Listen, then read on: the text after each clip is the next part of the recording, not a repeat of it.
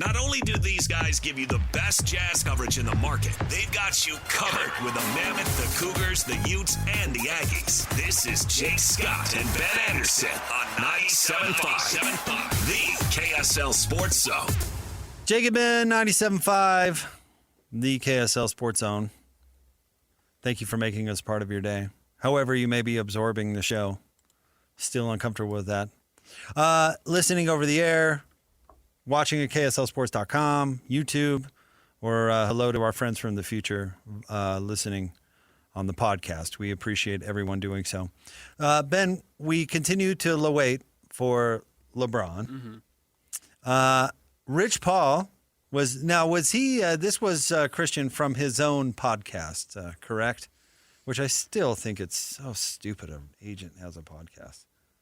Would that annoy you if you had an agent who's supposed to be behind the scenes and is trying to be a celebrity? Somebody who was supposed to be negotiating my contracts also was trying to do their own thing? Do you remember when Suge Knight, what award show was it? It might have been the BET Awards.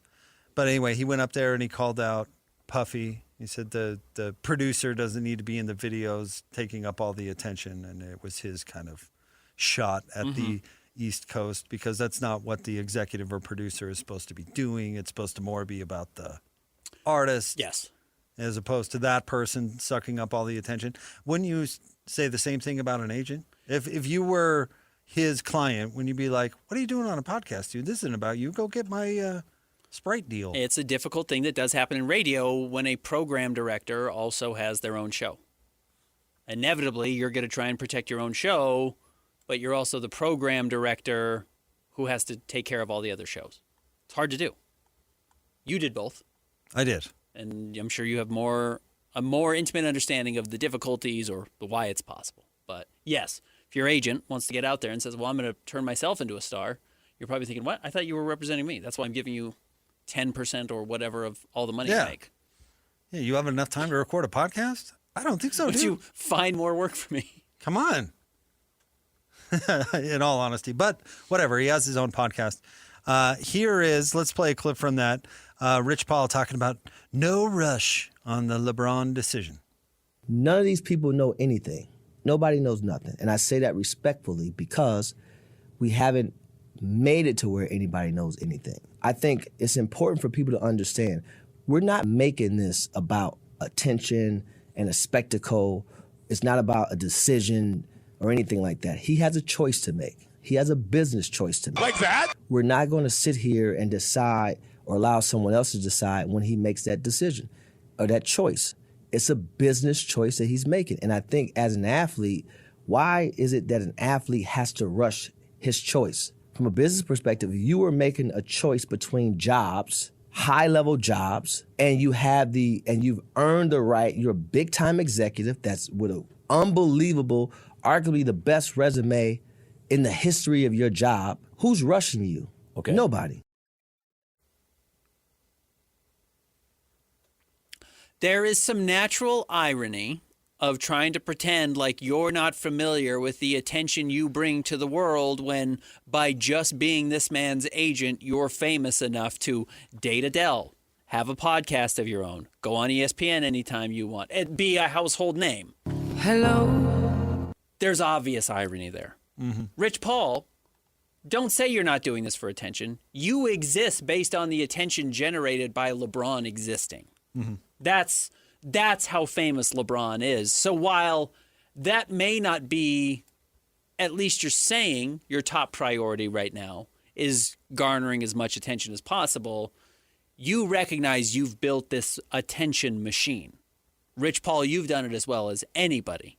You've benefited more than anybody. Truthfully, maybe more than anybody off of LeBron's ability to create attention or draw attention. You are a uber famous, wealthy person, speaking of Rich Paul, because of this exact side effect of who LeBron is. So the idea that you would think, well, that has nothing to do with what's going on right now is, it's not ignorant. It's not naive. It's, what's the word I'm looking for? Not ill-intended, but it's obviously false. Well, My response would be, one, that's not how the NBA works. The NBA, I mean, he has a time period on which he needs to make a decision because the season is going to eventually start. And he's not currently under contract. And it's not like he's got a zillion options. It's not. Plus, he's also an old man. Mm-hmm. So if you're trying to hire the CEO of, I don't know, give me a CEO of Disney. Mm-hmm. He's currently in a job and he can wait as long as he wants because he's currently employed. Correct. And the other people are the ones who want him. That's not the situation that LeBron's in. And again, the comparison to the business world. Also, if you're trying to hire a CEO that has earned everything and established everything and they can earn the right to take as much time as they want, that CEO is also on top of their game.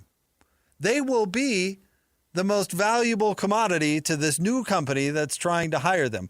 LeBron James is no longer at the top of his game.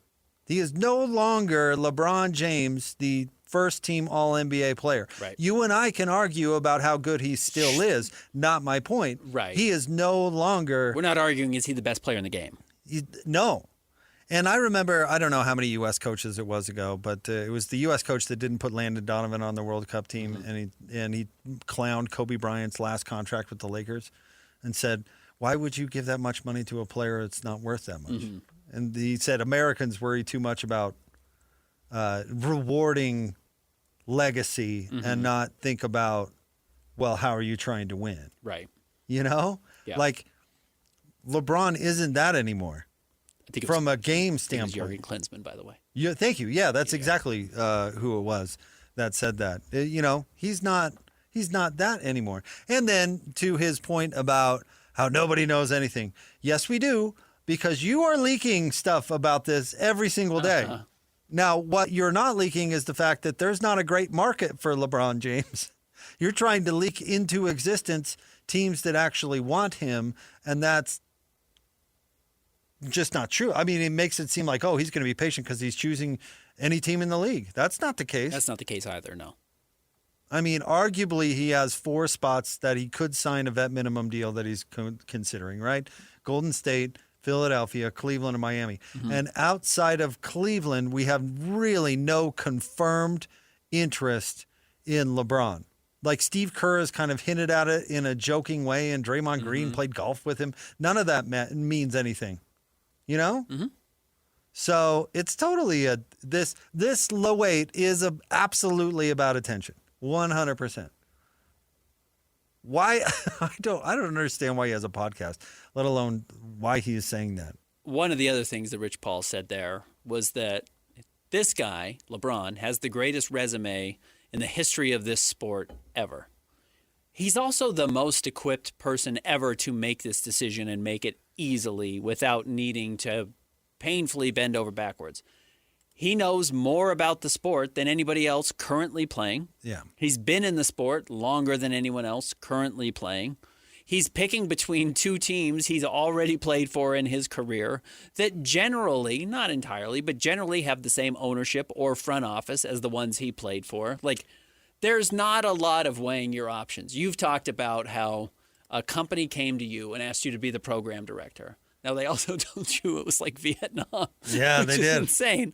But at that point in your life, what were you, 35 years old maybe? Oh, not even that old. I was 33 years old. Yeah, somewhere in there. You were trying to determine what the future of your life was going to look like, and the decision you made there was going to play a big role in that.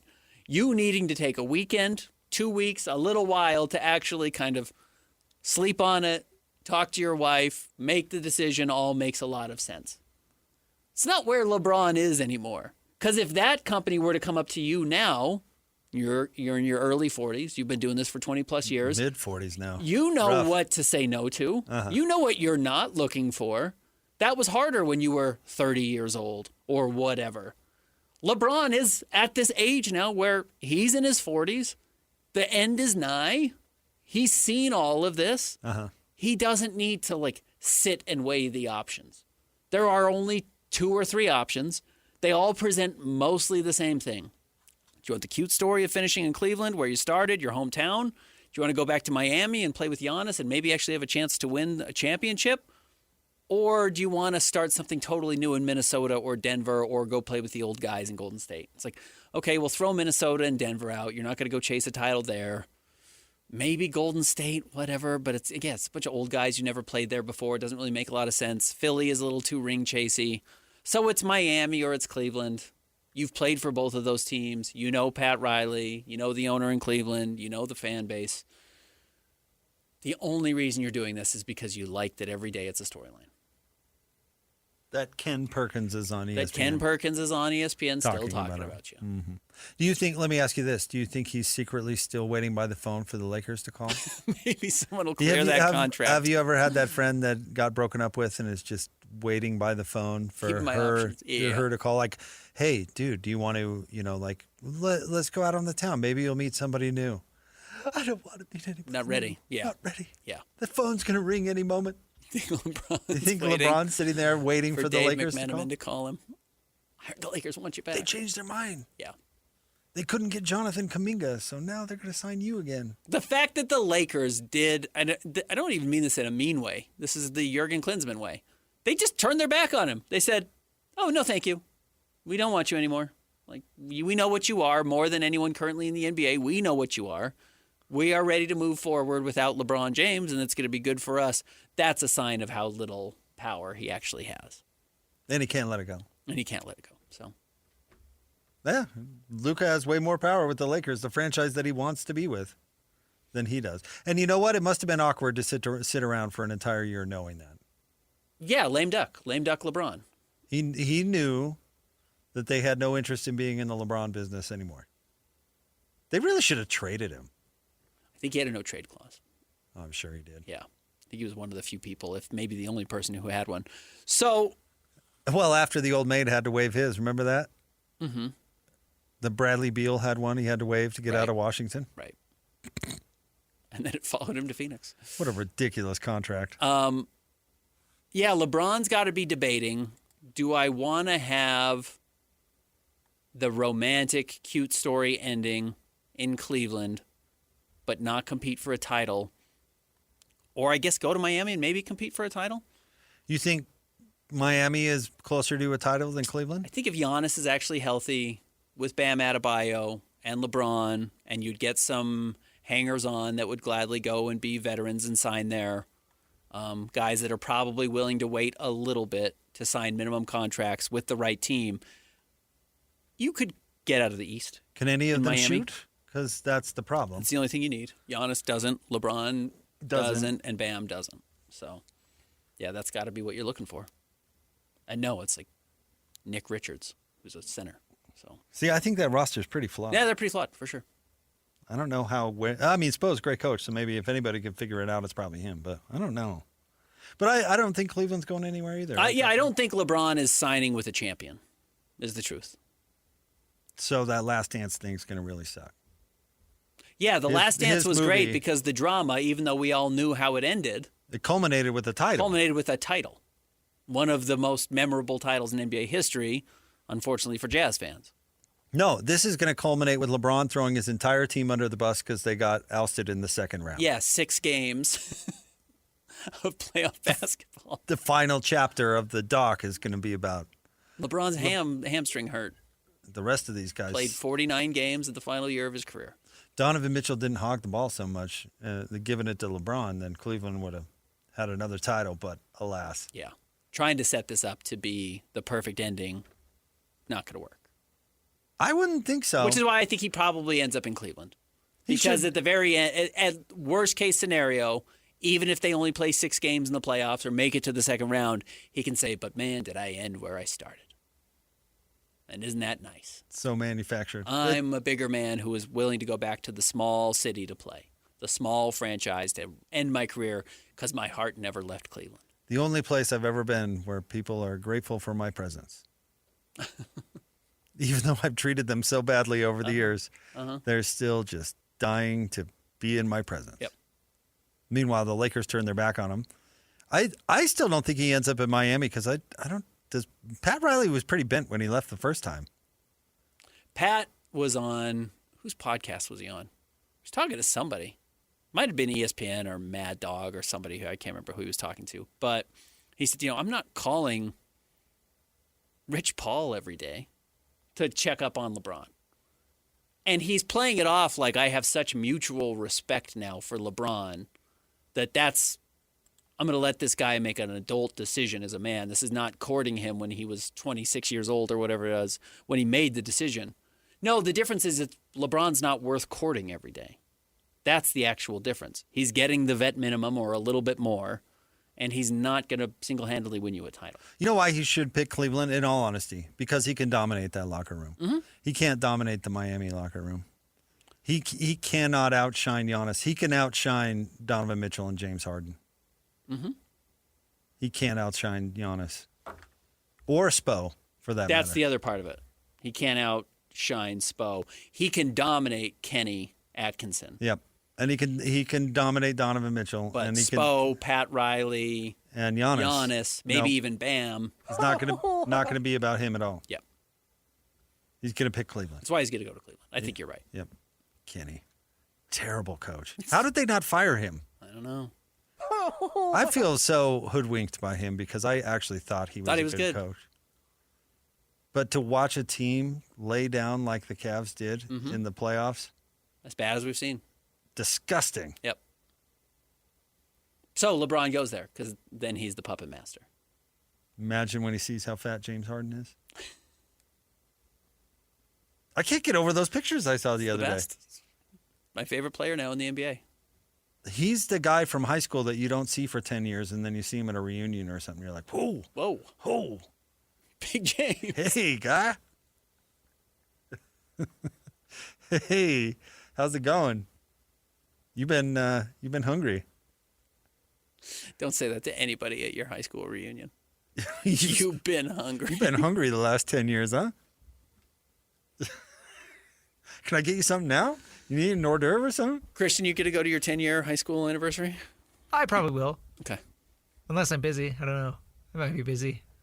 I really enjoyed my 10-year You went to 10. reunion. I really did not enjoy my 20. Okay, I didn't go to 10. I went to 20, and I enjoyed 20. Did you? Yeah. I did not. Yeah. But 10 was a blast. I have several funny stories about my 10-year anniversary. Did you tell anyone it looked like they'd been eating a lot? You've been hungry? No. Oh, okay. No. Probably a good move. No, I did not. But it is funny when a group of people that are kind of more in the, 10 years after high school, you get more into the lockdown. A lot of people are married, life kind of cools off for a lot of people. And then they get the excuse to kind of cut loose with the old crew. Mm-hmm. Pretty funny to see where that journey took people.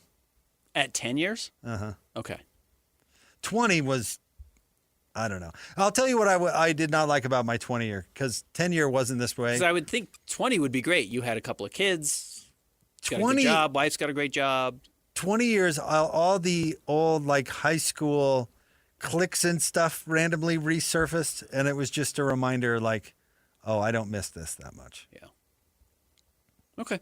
Does that make any Yeah, sense? it makes sense. All right. I'm surprised that lasted at 20 years, but Maybe I'm out of the ordinary. Sure. 10, I didn't really care. I was too busy having a good time. yeah. 20-year was I'm over this. Yeah. You got it. And then 25, I didn't go. Oh, is that when they do 25? I think they did a 25. Yeah, I didn't go. It's too often. Too close? Yeah. All right. More next. Jake and Ben, 97.5, the KSL Sports Zone. Your home for the best sports radio for your afternoon drive is right here. This is Jake Scott and Ben Anderson on 97.5, the KSL Sports Zone. Jake and Ben, 97.5, the KSL Sports Zone. Jake Scott, Ben Anderson. It is Tuesday. So that means, do you want to do a little Hot Take Tuesday? Sure. You want to lead us off, Ben? You usually hit us with a curveball. Let's set a good tone for Hot Take Tuesday. Good tone. This is based off of my own recent medical episode. You can unfriend somebody on Facebook the second they die. And then you can, listeners, if you're following me on Twitter, if I perish, if the next brain abscess takes me out, you don't need to keep following me on Twitter out of some level of guilt of he used to say stuff about the Jazz that I liked or didn't like Did you come sometimes. up with this after looking through your contacts list yesterday? No, this one's actually been sitting Okay. because I actually am friends with some people on Facebook that are no longer with us, and I'm debating on how guilty I should feel if I unfriend them. So you still haven't even followed your own rule. That's why it's a hot take. Okay. Yeah. Well, off air, you were going through your contacts list yesterday, and you're like, oh, yeah, this person. This person's not alive anymore. Yeah. Yeah, there's a couple of those, sadly. I don't know if I have the attention span to do that. To do what?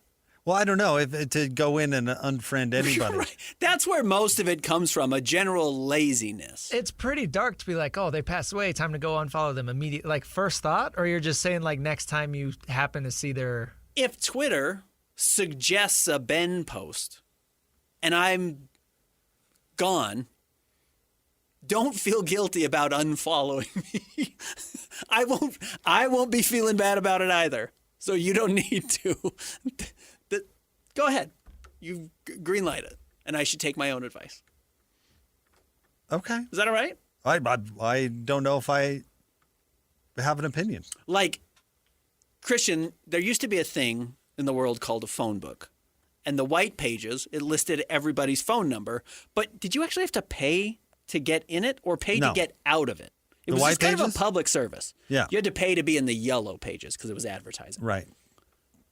But as soon as you die, they take you out of the white pages because the census doesn't have you anymore. They pulled you out. They didn't feel guilty about it. I think you can take the white pages approach to me on social media, Facebook. This is my closest friends. I mean, if you want to follow Instagram, like I remember the cool old photos of Ben. But like, I'm not posting anything new on Twitter. You can unfollow me. Is that all right? Sure. Okay. Yeah. Thank you. Christian, a hot take? Yeah. Completely different direction here. Mine, I'll go sports related.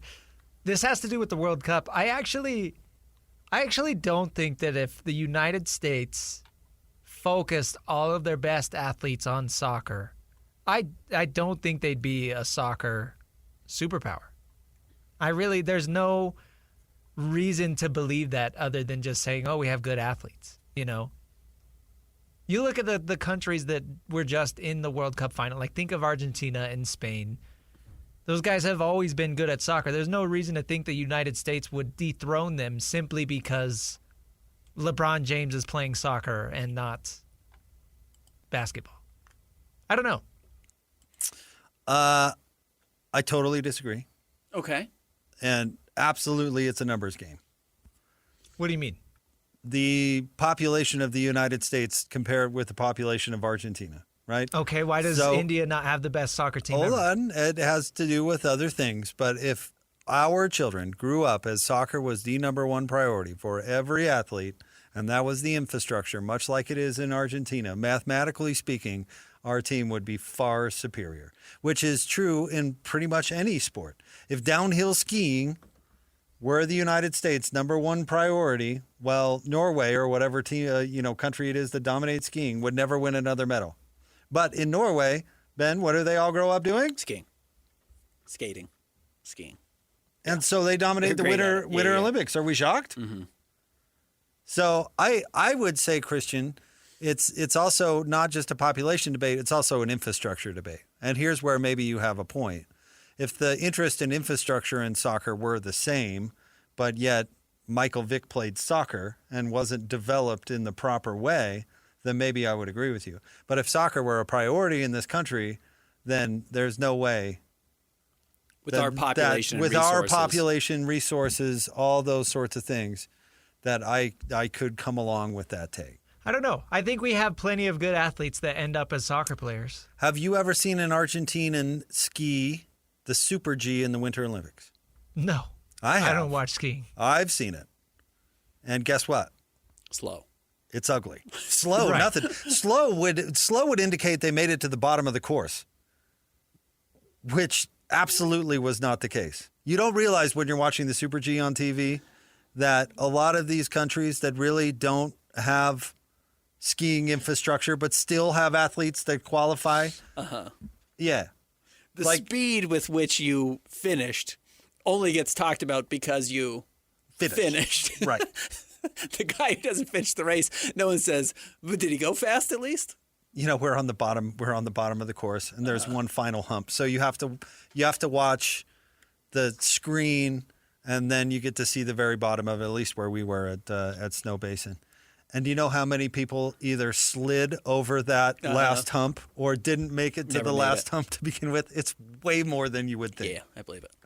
Because nobody cares about skiing in Argentina. They don't have the resources, and their athletes are playing soccer, not skiing. Mm-hmm. Basketball is the most watched and followed team sport in China.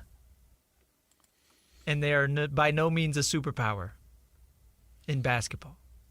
There are actual demographic issues here where you look at average height by country. Sure. Which has to do with the history of genetics, the history of food available in certain countries, and it's why the NBA, as they have decided to spread the league out as much as possible, the first place they went was not NBA South Korea. They decided, let's build NBA Africa. Right. They went to NBA Africa because historically or currently, some of the tallest countries in the world come from the continent of Africa. And they thought, let's go there. There is height, and we think there's a huge population, and we can probably create better basketball players than you would in the shorter countries.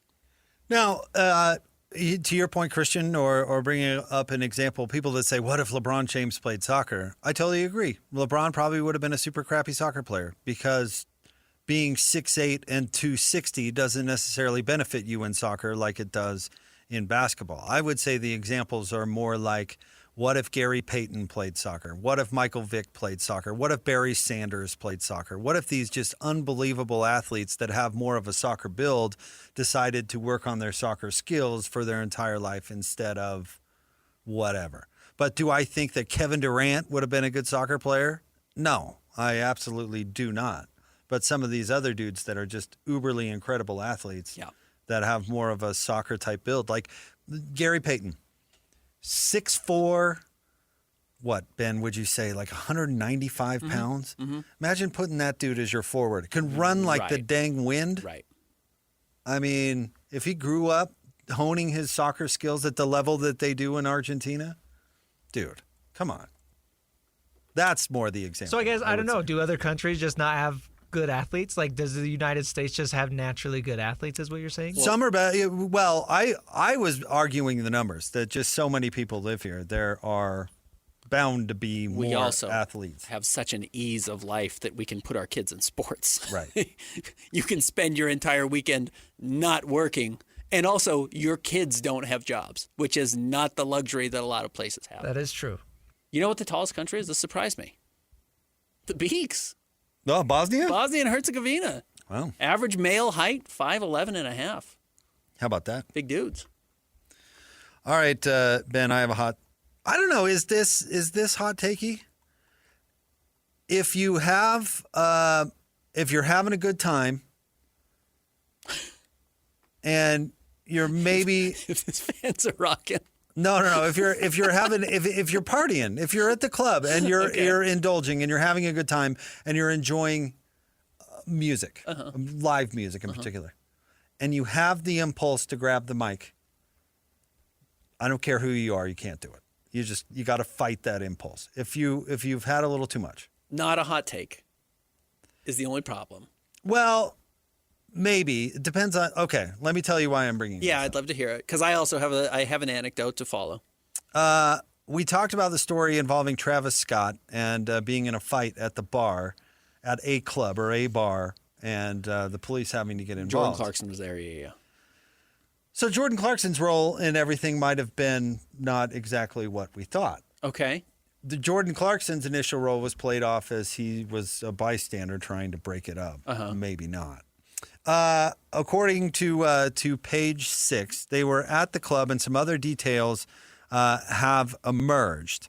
And I'm fast forwarding a little bit. I'll read here from the report. Some sources tell us Clarkson accidentally started a confrontation with Scott by rambling slightly incoherently on the mic. Some tell us Scott was trying to protect Clarkson from other would-be assailants, and yet other sources say that Scott and Clarkson were each involved in their own dramas that just happened to reach a boil at the same moment and get them both booted. The report goes on.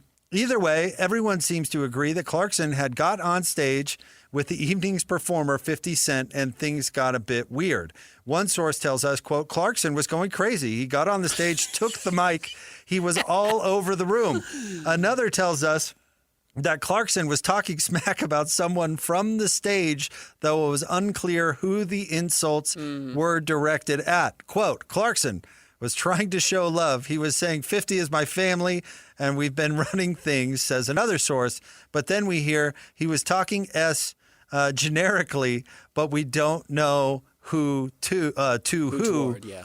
He was clearly dissing someone or dissing a group of people. Well, a fourth source, hold on, tells us Clarkson was confused, that Clarkson confused the audience when he gave an awkward speech about Biggie and Tupac. He was doing East Coast, West Coast. It went from talking S to Biggie. We're told some others at the party, which blah, blah, blah. Serena Williams, a bunch of other people there. So anyway, yeah. So Jordan Clarkson got drunk, grabbed the mic, and either started insulting people or started something that may or may not have resulted in a fight with Travis Scott. rare L for my guy Jordan Clarkson. But I'm saying you're an NBA champion. You're kind of a big deal. You're liquored up. You probably can get up there and grab the mic. You just probably should. This is my fear, and I know he was invited to do it, but last week we played Bear Bachmeier and Tiger playing guitar at something, getting up on the mic. The reason they're up on the mic is not because they're great guitar players and singers. They're up on the mic because one of them's the quarterback at BYU and one of them's a receiver. Does that entitle you to the microphone? There's a lot of people who play guitar and sing. It doesn't mean they're any good at it, nor do I necessarily think, as nice as it would be for Bear Bachmeier and Tiger Bachmeier to go to the old folks' home and serenade the elderly as a community service, I don't know if it means you have to get on the mic anywhere you get.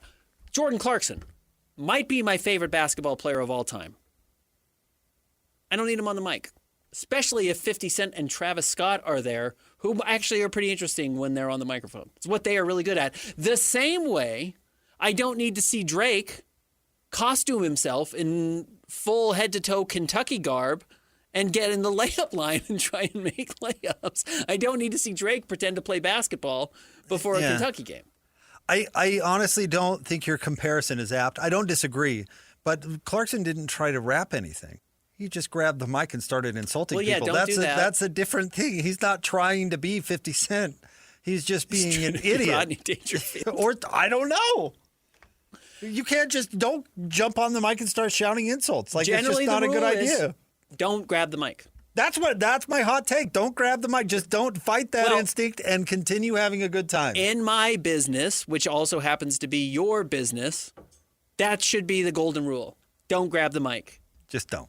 Not pretending that you and I have some superpower, but what we do probably isn't exactly what it looks like we do. And Jordan, in whatever his status was here, blurred that line of what the person up there was doing versus what he thought he was going to be able to do was not the same thing.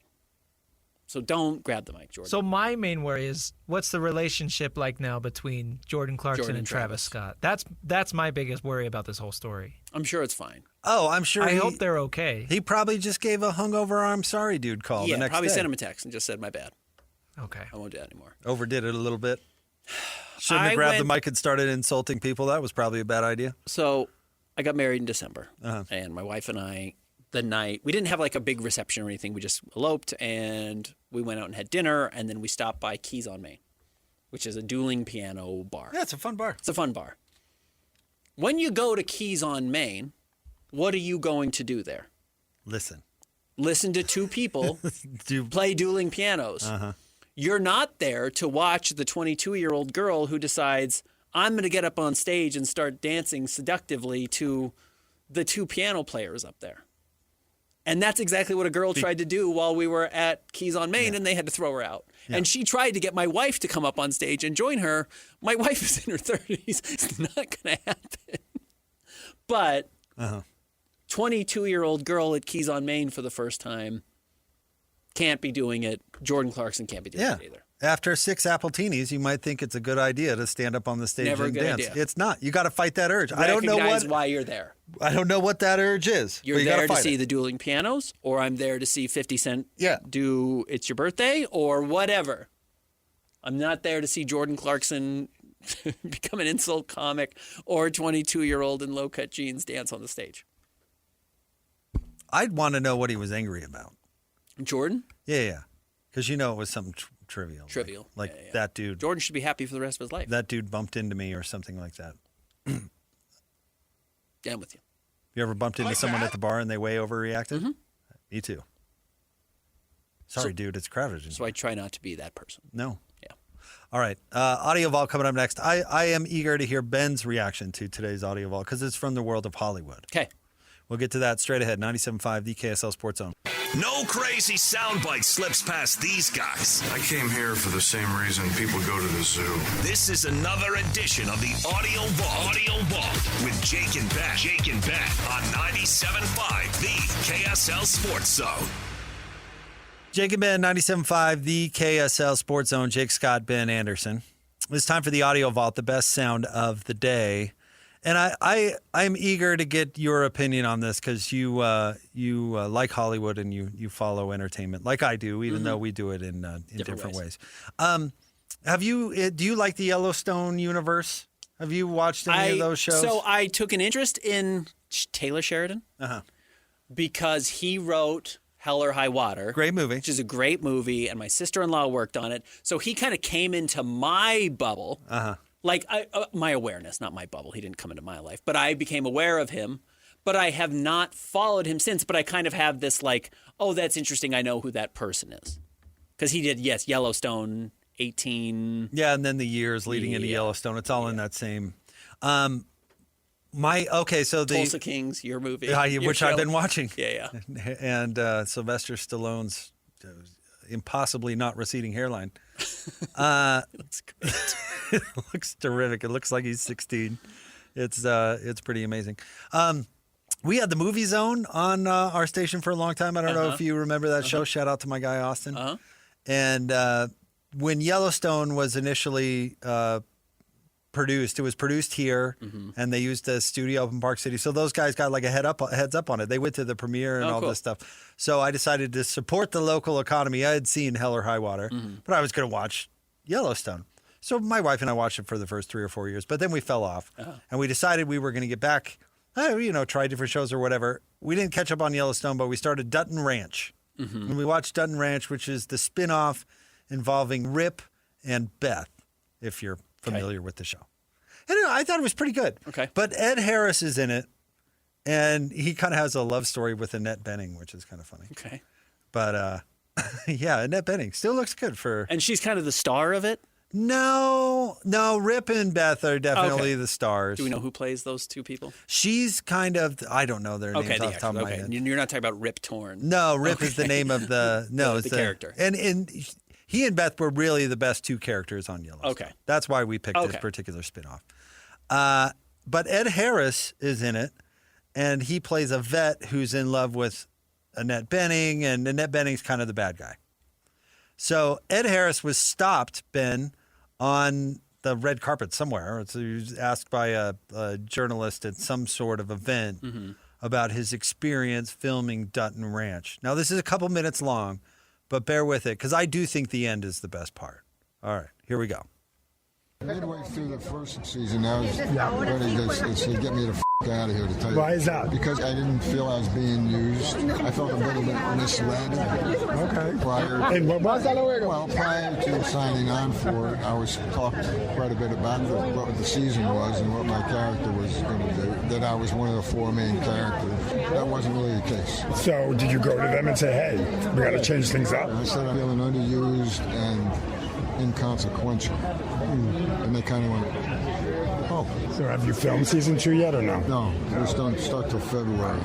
And I'm being told that my character will have a little bit more to do. Okay. It just was a little frustrating, to tell you the truth.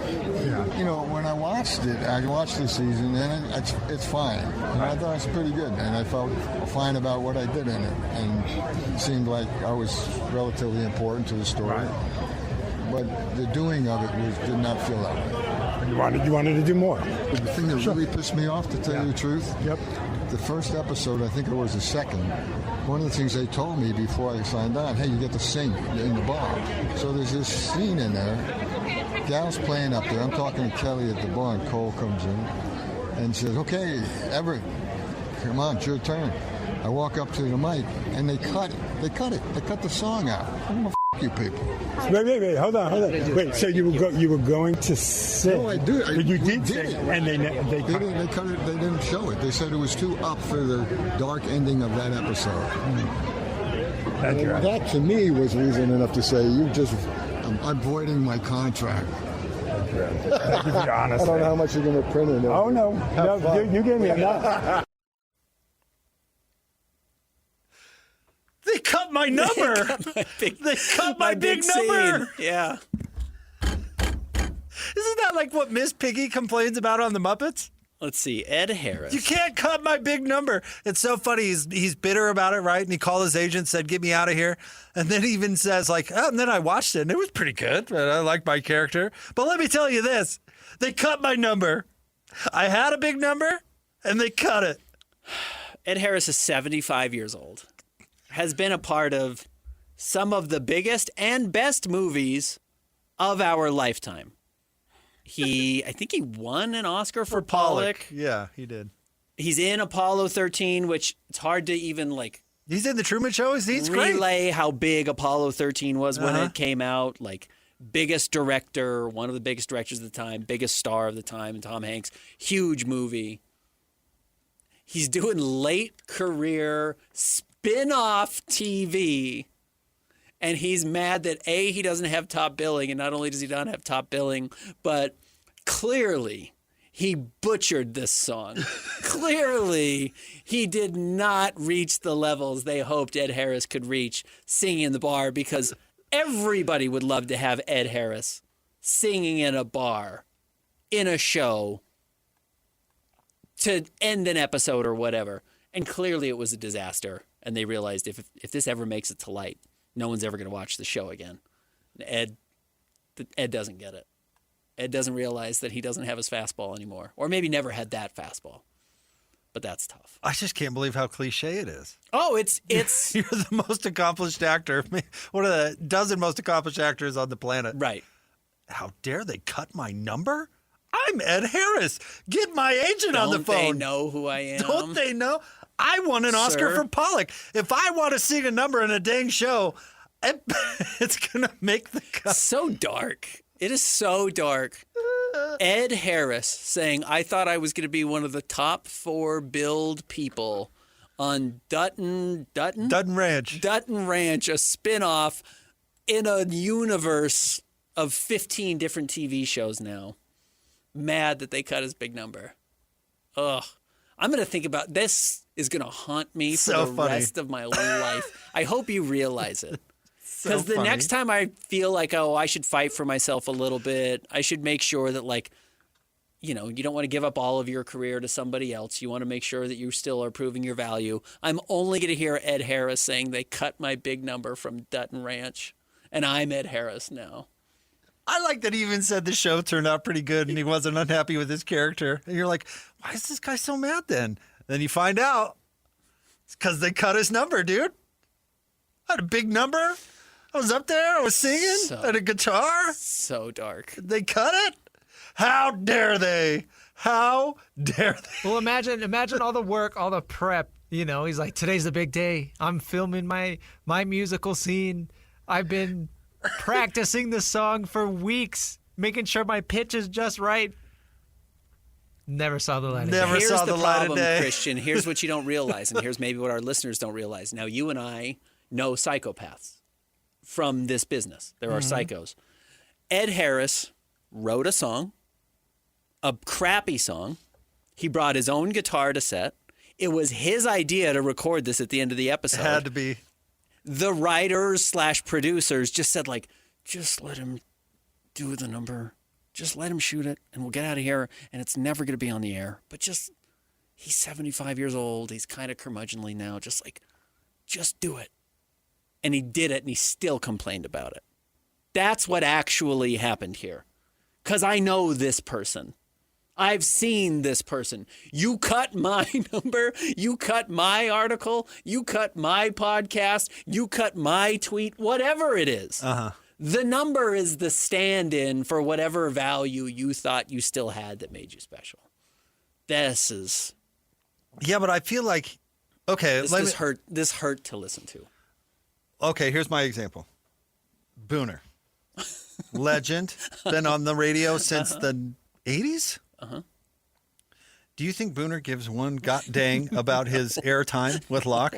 Do you think Booner, he just does his thing? Do you think he's timing how much he's talking? When David says, we'll come back and get to our final thoughts, and the producer, Jamil, has a heart out and doesn't get to Booner's last thought, Booner doesn't throw his headset down and storm out of the arena. How dare they? I can't believe they didn't get to my final thought. Yeah, exactly, right? Correct. Do you think Booner cares at all? Booner says, No. The hotel's still paid for? Cool. All right. I know where I'm going.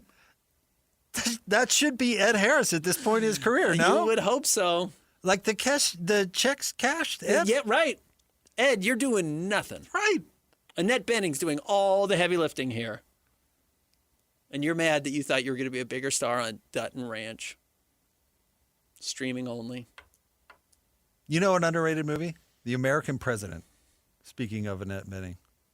Isn't that what it's called? The one with Klein? No, that's Dave. Oh, that's Michael Douglas. It's Michael Douglas. Where Michael Douglas is going out on dates? Uh-huh. Yeah. He's a bachelor who's the president. Yeah, it's a good movie. Yeah, it is. Yeah. Underrated movie. Yeah, and Annette Bening's good. You're right. Good call. Christian, after you watch Almost Famous, American President. Christian has no idea who Annette Bening is. You might not know who Michael Douglas is. Who's Michael Douglas, Christian? Ant-Man. No. Yes, he's in Ant-Man. He's in Ant-Man? Yeah, is he is. Okay. Uh-huh. And I've only seen like 2 Marvel movies, and that happens to be one of them. He is in Ant-Man. Okay. Who's Annette Bening? Couldn't tell you. Oh, Yeah. man. She's charming. She's awesome, yeah. She's I good. didn't even know Ed Harris coming into this. I thought he was just some grumpy old guy. Are you serious? Yeah. Okay, Almost Famous is first, but Pollock should actually be on the list. Pollock is a really good movie. And he was a really tortured artist. Mm-hmm. I mean, Truman Show. He's good in Truman Show. We should do Ed Harris movies. Okay, I'm happy to do Ed Harris movies. Can we get to 10? I'm sure we could. Yeah, we can. They cut my number, dude. And he couldn't wait to tell this bozo reporter. That was the thing. So the saddest part about this clip, I know we are so over. It's worth it. There's like 30 seconds left in this clip. And the reporter sees Annette Bening or whoever it is coming down the red carpet. And it's like, thanks, Ed. You hear him. He says, thanks, Ed. And Ed's like, no, hold on a minute. I got more to say. You're the first person who's listened to something Ed Harris has had to say in months. And then continues off with his diatribe, complaining about the producers of Dutton Ranch. This is one of the darkest clips you've ever played on this show. I thank you. Yeah, that was... Shout out to Ed. Yeah, it was painful. All right, more next. We'll get to Live at 5. Ben wants to talk a little jazz. We'll sink our teeth into it straight ahead. 97.5, the KSL Sports Zone. You wanted to do more. The thing that really pissed me off, to tell you the truth, the first episode, I think it was the second, one of the things they told me before I signed on, hey, you get to sing in the bar. So there's this scene in there, gal's playing up there, I'm talking to Kelly at the bar, and Cole comes in and says, okay, Everett, come on, it's your turn. I walk up to the mic, and they cut it. They cut the song out.